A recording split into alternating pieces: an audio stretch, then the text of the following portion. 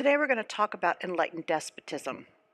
And we know obviously that enlightenment and despotism, when they go together, we're hoping they have some good results. So what is enlightened despotism? Well, it's when you take an absolute monarch, which you know is someone with complete control, add enlightenment influences from people like, say, John Locke, Voltaire, Beccaria, Montesquieu, and hopefully you end up with a better country, with a happier population and a sounder economy. So, what were the Enlightenment influences that influenced those monarchs? First of all, it was the philosophes. Remember them? They met in the salons. They wanted monarchs to use reason in economics and politics. They wanted freedom of thought. And monarchs responded because they tended to tolerate differences in religion, and they tended to tolerate freedom of speech and press, and they tolerated the right to hold private property. Most of them fostered the arts and sciences and education, and they tended to value merit and hard work in government jobs.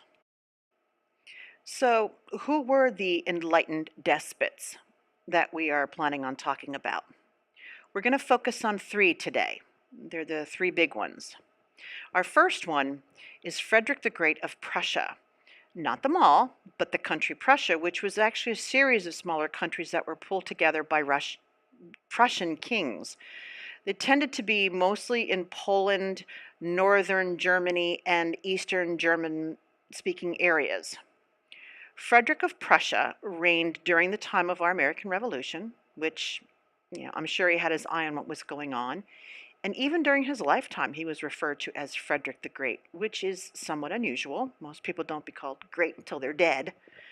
He called himself first servant of the people. Now, we're talking about an absolute monarch here, which was accustomed to being served himself. Frederick's economic policies, well, he had a rather diverse area to control. So the first thing he decided to do was make some agricultural improvements. Prussia was not known for its great farmland. In fact, it was very swampy and sandy, and it was kind of called the sandbox of Europe. So he drained swamps to create more farmland, which means they had better economics and a healthier population. And potatoes and turnips seemed to respond very well to the kind of soil they had there. And remember, those are, New World plants. And he established a fund to help landowners raise money for agricultural improvements. And we're talking about nobility here. However, peasants still paid the bulk of the taxes more than any other group. And that's just kind of the way it is.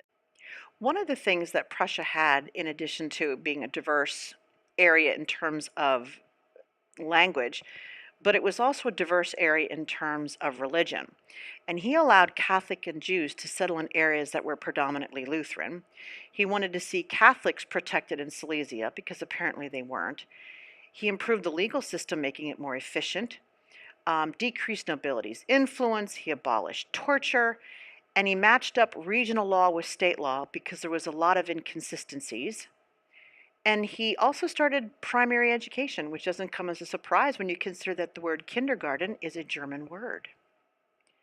So what about Joseph II of Austria? He was the Holy Roman Emperor of Austria, and his mother was Maria Theresa, and his father was actually the Holy Roman Emperor. And basically, his kingdom was smack in the middle of Europe, and it too was very, very diverse. Joseph II ruled like the Prussians and the Russians during the time of our American Revolution, but he really did want to improve life for his people. He was a very kind-hearted man compared to his own mother. Joseph was considered the musical king. He knew Mozart personally, and he actually commissioned some work from Beethoven as a young man. And he had 12 brothers and sisters, and one of them was Marie Antoinette, who married the King of France and ultimately lost her life to the French Revolution.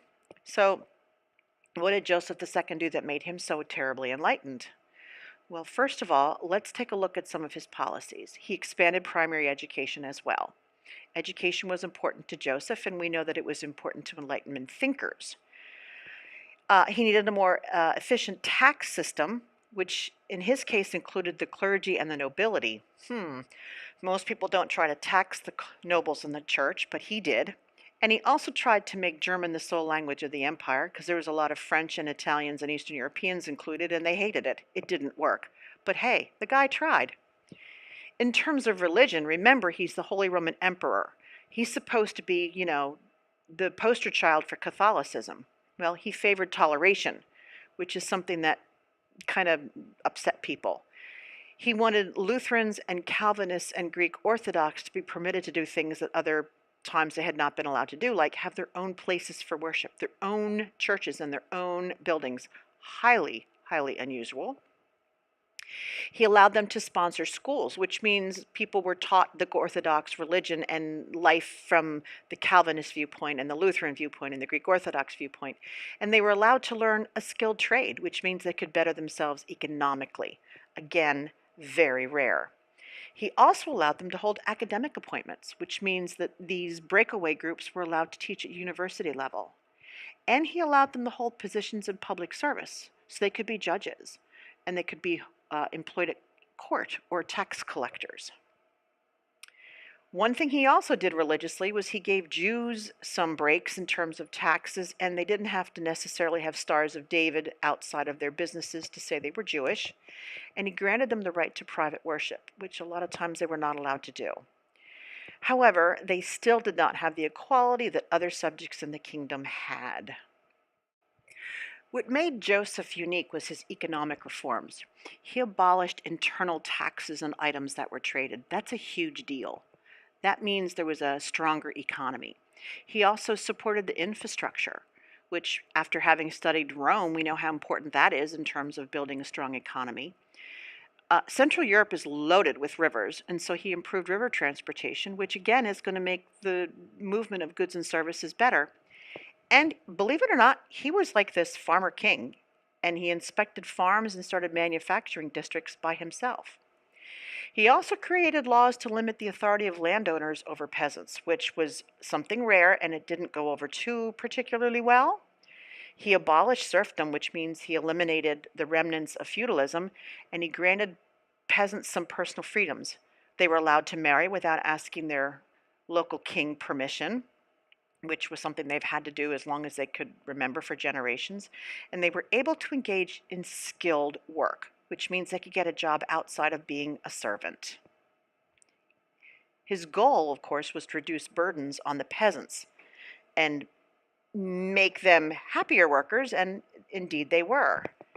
His biggest economic reform, however, was that he created taxes on land, and that did not go over very big. And because peasants no longer had to bear the burden of the taxes alone, a lot of the nobles kind of fought and argued with him, and lucky for him, he died. And when he did, childless, his brother Leopold was forced to repeal it. So here's where Joseph messed up as a enlightened monarch.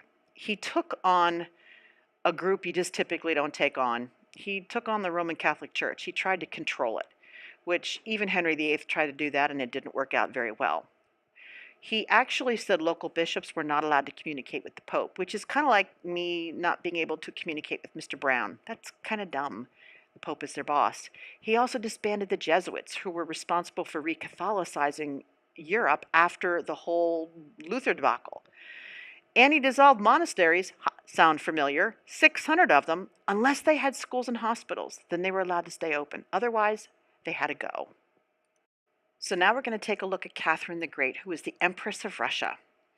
And Russia was huge in terms of its size. And you can see on this map that it took up a large chunk of land, and communication was very poor because of weather.